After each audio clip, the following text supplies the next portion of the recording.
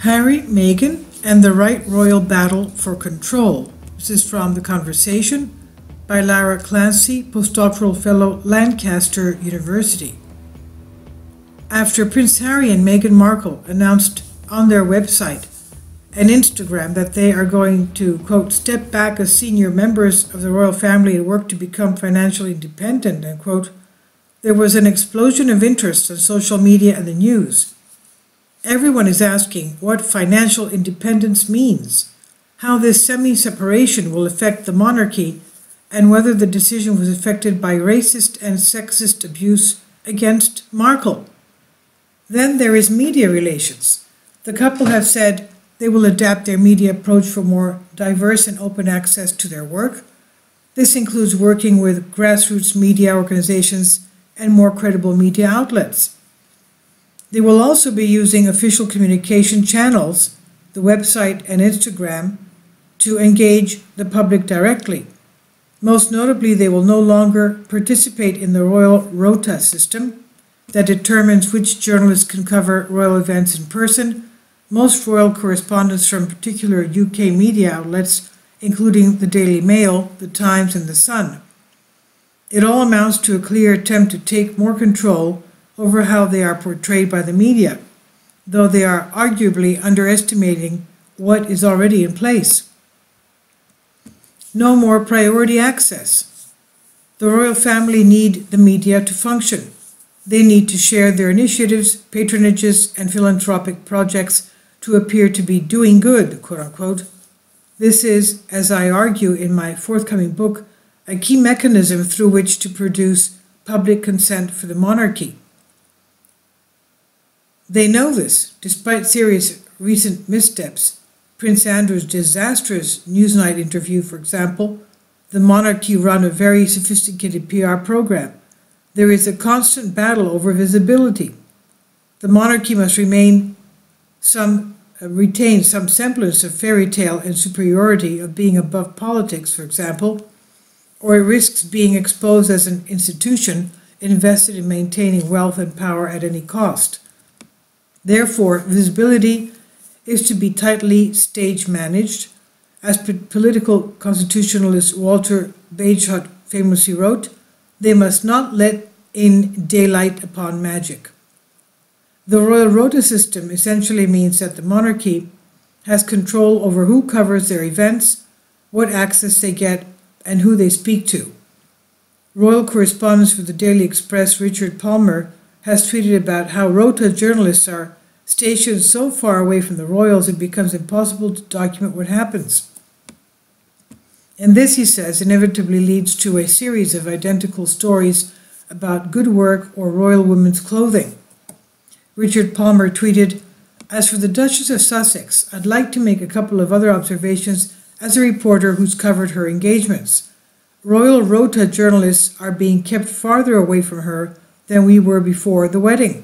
That means we can't hear what she is saying." Media coverage of royal tours works similarly. A team of correspondents have their itinerary organized by Buckingham Palace. This model reflects the embedded journalism agreement established during the Vietnam War. The agreement saw reporters attached to a particular military unit and deployed to war zones alongside it. This led to issues around impartiality and objectivity, since it essentially operated as Ministry of Defense propaganda. Not that any mainstream UK news outlet is sufficiently critical about the monarchy anyway, particularly in terms of wealth inequality, racial inequality, or neo-colonialism. But by controlling access, the royals remove a vital opportunity for scrutiny. In view of this, Harry and Meghan's intention to step away from it is remarkable. Credible journalism? It is not to dismiss the racist and sexist abuse that Meghan Markle has faced at points by certain right-wing media outlets. This ranging from articles littered with coded language that called her exotic, to others that said outright that she was straight out of Compton, and from a gang-scared home. It raises serious questions about UK media political alignments and ideologies, particularly at a time of growing far-right movements around the world. Some coverage, however, such as criticism of the couple using private jets while campaigning against climate change, is entirely valid. Also, the couple's statement that they will only be permitting credible journalists to cover their events begs the question, who gets to decide who is credible? The National Union of Journalists has said that this is an attempt to prevent the media from functioning and compromises the ability of journalists to do their job, which is completely unacceptable. The new restriction, particularly in light of the couple's recent statement about suing Mail on Sunday for publishing a private letter that Markle had sent to her father, feels like a sweeping criticism of all journalists and media organizations. While many have been particularly vicious towards Markle, the Mail on Sunday in particular, others such as Hello have barely said a negative word about the royals in their history, and this raises a different set of questions around bias.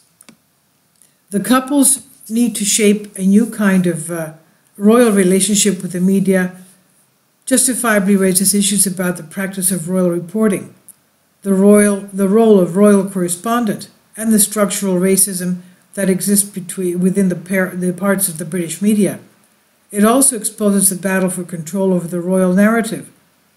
As of yet, however, it is unclear whether circumventing the royal rota and carving a new path for engagement will give the Sussexes more say in the story that is told, or how much they are hounded in the long run. As the news settles, it seems like things are just the same as they have been always.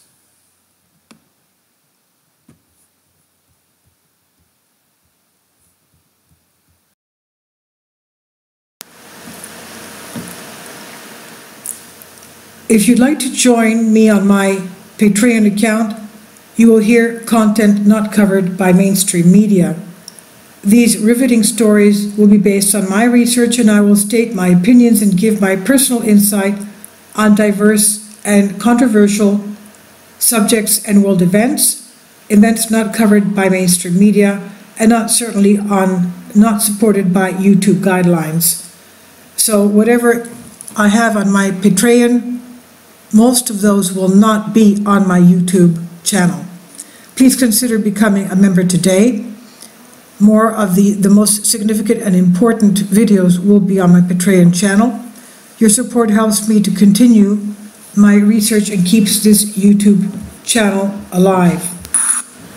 And we depend on your support, your generous charity, because we help economically challenged families here in Athens, Greece, in Kapota, and we also help the young generation with university tuition and the community around our church.